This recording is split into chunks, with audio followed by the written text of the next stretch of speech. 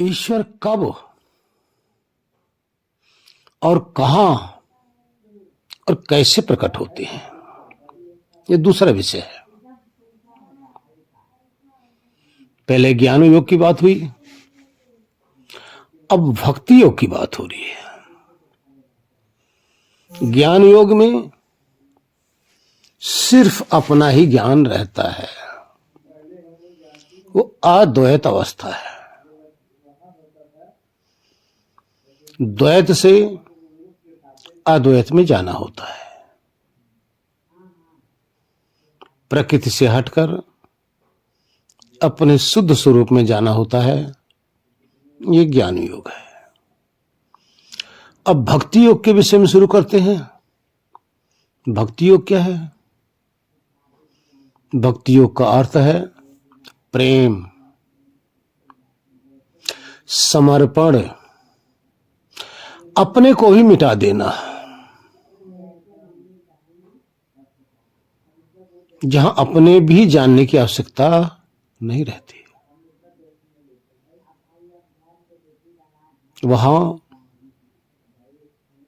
प्रेमी अपने को महत्व नहीं देता। वो कहता है मैं तो हूं ही, मुझे क्या जरूरत है जानने की, मुझे ईश्वर से तात्पर्य है, ईश्वर की भक्ति करना है। तो जब प्रेम प्रकट होता है ईश्वर के प्रति, चाहत प्रकट होती है जब ईश्वर के प्रति, तो ये भक्ति का उदय होता है। भक्त भगवान के लिए, भगवान के प्रेम में व्याकुल होने लगता है। क्यों? यहां भक्त को ये पता है कि मैं स्वयं को जानूंगा तो ये तो ज्ञान योग हो गया, लेकिन जब स्वयं को समर्पित कर दूंगा परमात्मा में, जिसकी पूरी कायनात है, जो सर्वत्र व्यापक है, जो कण कण में है, जो एक एक अणु के अंदर है, जब हम उससे प्रेम करने लग जाते हैं तो हमारा समस्त अहंकार ध्वस्त हो जाता है। तो उसके लिए क्या करना है? तब साधक बैठता है। साकार उपासना और निराकार उपासना, दो प्रकार की उपासना है। ध्यान रखना, कुछ साकार उपासना को मूर्ति या गुरु आदि की उपासना को साकार उपासना कहते हैं। नहीं, ये यथार्थ नहीं है। यथार्थ उपासना ये है समस्त कण कण में, समस्त देहों के एक एक कण के अंदर, थलचर, जलचर, नभचर, समस्त ब्रह्मांड में भक्त की दृष्टि जाती है। तो सब में व्यापक रूप से एक सुप्रीम पावर की अनुभूति होती है। सब में, जिसकी सत्ता से समस्त ब्रह्मांड चलायमान हो रहा है, जिसकी सत्ता से समस्त देहधारी जीवन पा रहे हैं, जिसकी सत्ता से सभी देहधारियों को देह में जन्म कराया जा रहा है, सभी देहधारियों को इस देह से विरक्त किया जा रहा है। समस्त देहधारियों के पालन कर्ता का अनुभव करने लग जाता है। समस्त ब्रह्मांड में जब भौतिक तत्वों में देखने के बाद जो एक शक्ति का एहसास होता है, महसूस होने लग जाती है, ये है ईश्वर की साकार उपासना। साकार उपासना का अर्थ है साकार तत्वों में जो आकार के समेत है। आकार के समेत क्या है? भौतिक, यानी जो भौतिक पदार्थ है, इस भौतिक पदार्थ के अंदर जो शक्ति है, उस शक्ति को महसूस करना, ये साकार उपासना है। ये शक्ति कहां है? साकार के अंदर है। ये साकार उपासना है। साकार उपासना करते करते साधक जिधर भी देखता है, जिसको भी देखता है, सब में प्रभु मेरे, मेरे नाथ, हे मेरे स्वामी, सब में बसे हो। भक्त हर पदार्थ को देखकर विह्वल होता रहता है, प्रेम में डूबा रहता है, क्योंकि ईश्वर का साकार रूप देख रहा है। इस तरह से भक्ति करते करते कर्म से रहित रहता है, कर्म फल से भी रहित रहता है। ना कर्म करता है और न फल पाता है, क्योंकि ईश्वर की साकार उपासना कर रहा है। साकार भौतिक तत्वों को देखते हुए भी सब में ईश्वर को ही देख रहा है।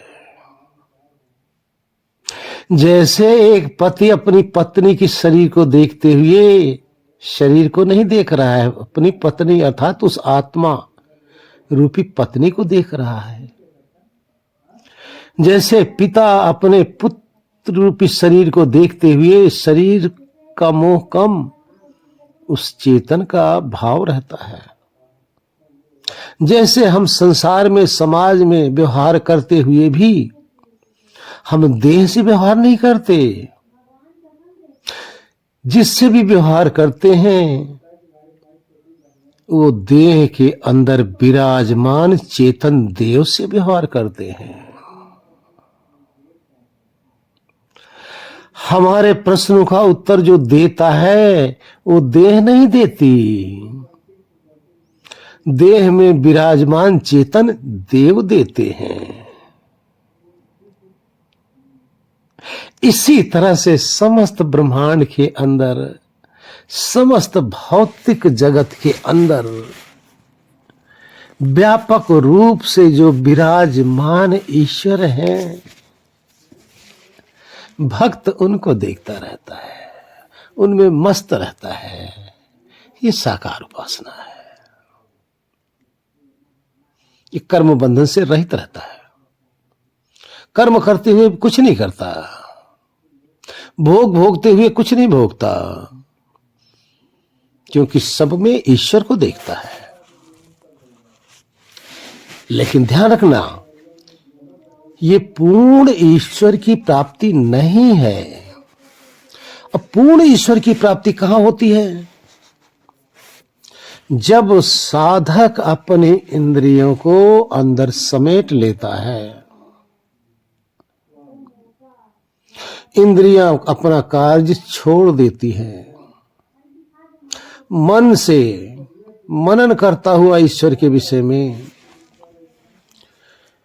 फिर बुद्धि के द्वारा हृदय में अपने मन को जब स्थिर कर देता है। ध्यान रखना, ज्ञान योग में त्रिकुटी में स्थिर करना होता मन को, और भक्ति योग में हृदय में स्थिर करना होता है अपने मन को। अब जैसे ही मन को हृदय में स्थिर किया नहीं, कि हृदय के अंदर ये मन शून्य रूप से नहीं दिखाई देगा, इसके संस्कार दिखाई नहीं देंगे। हृदय में मन को स्थिर करते ही मन क्रिया से रहित हो जाएगा। अब आत्मा बुद्धि के द्वारा, ध्यान रखना, उस भाव के द्वारा, बुद्धि उस भाव के द्वारा हृदय के अंदर जो उन ईश्वर का जो निराकार स्वरूप है, ध्यान रखना, पहले साकार स्वरूप की उपासना थी, साकार में निराकार का अनुभव करता था। अब यहां साकार नहीं है, यहां प्योर निराकार है। हृदय में प्योर निराकार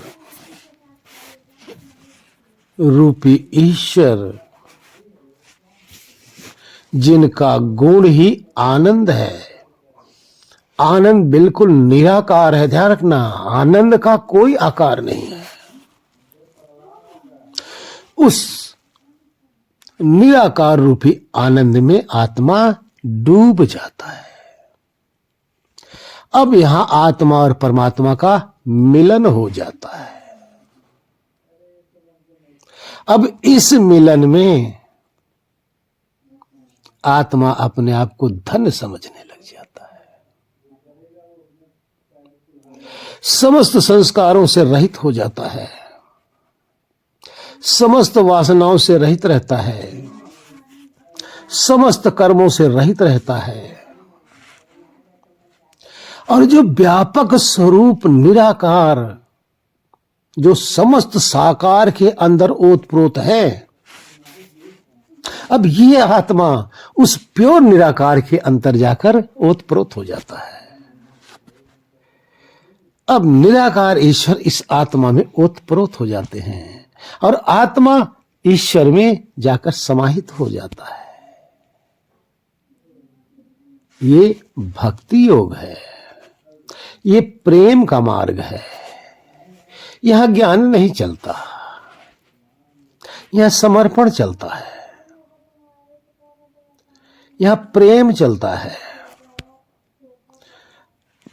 प्रेम में जब व्याकुल होता है, विह्वल होता है, अपने आप को ईश्वर को समर्पित कर देता है। ये ईश्वर की प्राप्ति है, ये मोक्ष है। अब इससे आगे कोई पद है ही नहीं, ये परम पद है, इससे उत्तम कोई पद है नहीं, है ही नहीं कुछ। पहले में आत्मलोक है, आत्मज्ञान है, यहां ब्रह्म ज्ञान है। हरि ओम। शांति शांति शांति।